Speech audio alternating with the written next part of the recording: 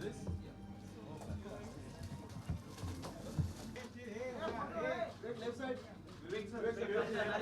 Designing it, and it's a beautiful home. It makes us happy. It makes us feel very warm and comfortable when we're there. And what I like about it is that um, so everybody has a kind of मेरी एक persona का extension हो, and we wanted that for our house, and our house is a more of a warm tone, right? We like it to look cozy and comfortable, and sometimes people like contemporary houses. They're beautiful. They're very stark. They're very cold. They're very metal and glass kind of finish.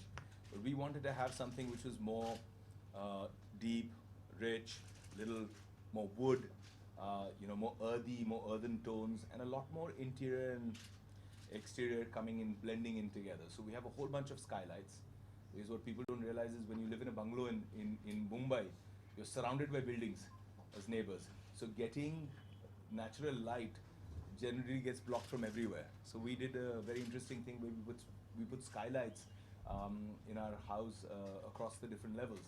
So you have natural light filtering in throughout the day, and it looks lovely. And the other feature that I think I was predominantly responsible for, which I loved, was the vertical garden. So not everybody is a uh, magnet like Mr. Hira and can have like a beautiful garden out there on their terrace. So people like us need to accommodate a garden rather than having it like horizontally. I decided to have a vertical garden across the wall, and it's complicated.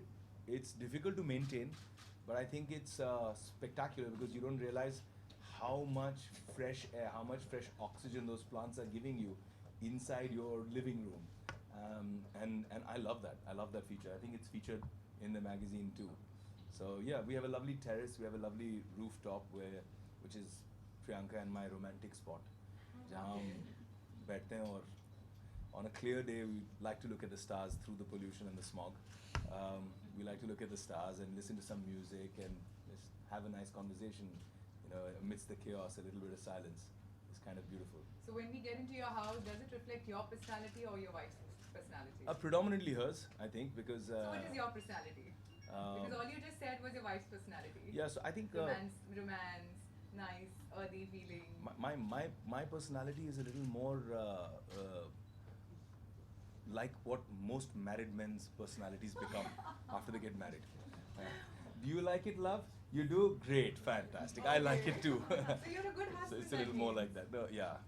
I'm a smart husband. Alright, there you take the point, guys. He's a very smart husband. Alright, you are an actor, done so many movies. Let me give you a chair. I'm sorry. Are you okay? No, but you know what? I like it that way. I have a chair there, but I don't like it. I like my work when I'm in action. Fabulous, great. So tell me when, as an actor, when your film is not doing well, when Right. it bombs and it's not doing a box office venture. I've known that feeling. Yeah. Multiple times.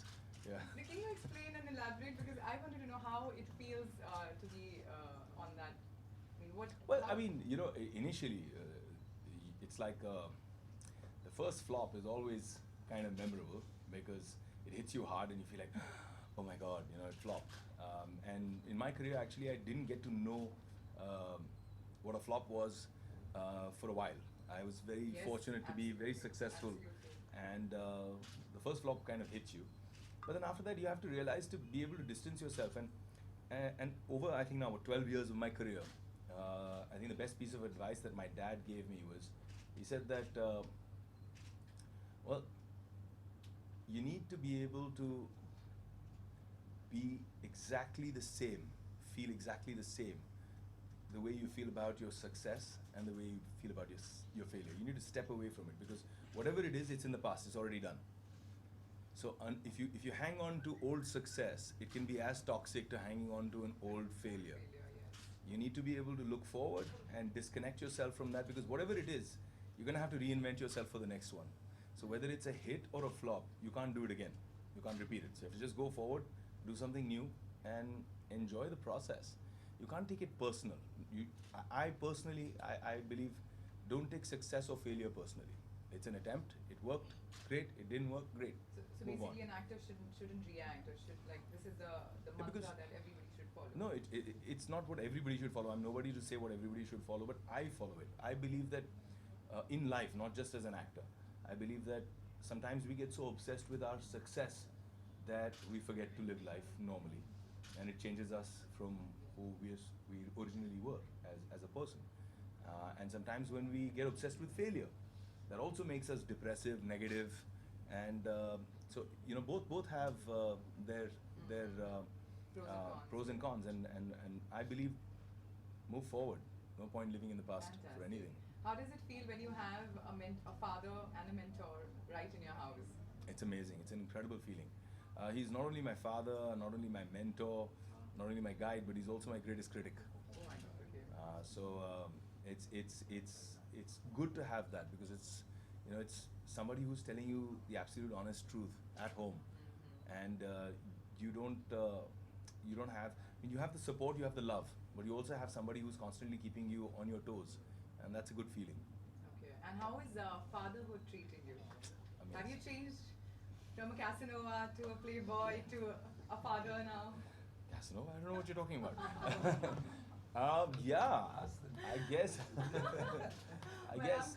Well, let him answer this, sir, and then I'm going to get on to them. So yeah, I mean, fatherhood I think has been the single largest metamorphosis in my life. No, she didn't. She did. No, she didn't. Okay, She I said think he used to be. Everybody knows I'm a good boy now, so. Yeah, there's no doubt in that, because he actually is raging about his fatherhood. So for me, the biggest metamorphosis, the biggest change in my life has been becoming a father, and it's been strangely a process of self-discovery. You know how your priorities start to change, and you don't even realize it till it's happening. I'll try and rush away as soon as I pack up. I'm out of there. I'm in the car, and I'm trying to wrap up all my telephone calls and my work before I enter my house. So then when I enter my house, I switch off my phone, and I get to spend that time with my kids. And with my son, he's 2.5 now. So it's amazing. The most incredible feeling is when he tells you, even if he's sitting on that potty and he wants someone to come and wash him, and he calls for you, it's a strange sense of joy and pride that you feel that, oh, he asked for me to come and, even if it's to wash his butt, it's a strange sense of feeling and joy. I mean, that's why it's completely overwhelming being a dad. And the little things that he likes to, try and copy you or do with you. I like to believe that my relationship with my son is already more like a buddy. We chat about stuff, and we have our own little fun time. We go to the beach, which is very close by, to fly a kite every time I have a day off. He loves kites, and I think it's a really cool thing to do. Not be in front of the television or an iPad all the time, and go out and physically do stuff. So fatherhood changes you completely, and then when you become a father of a daughter,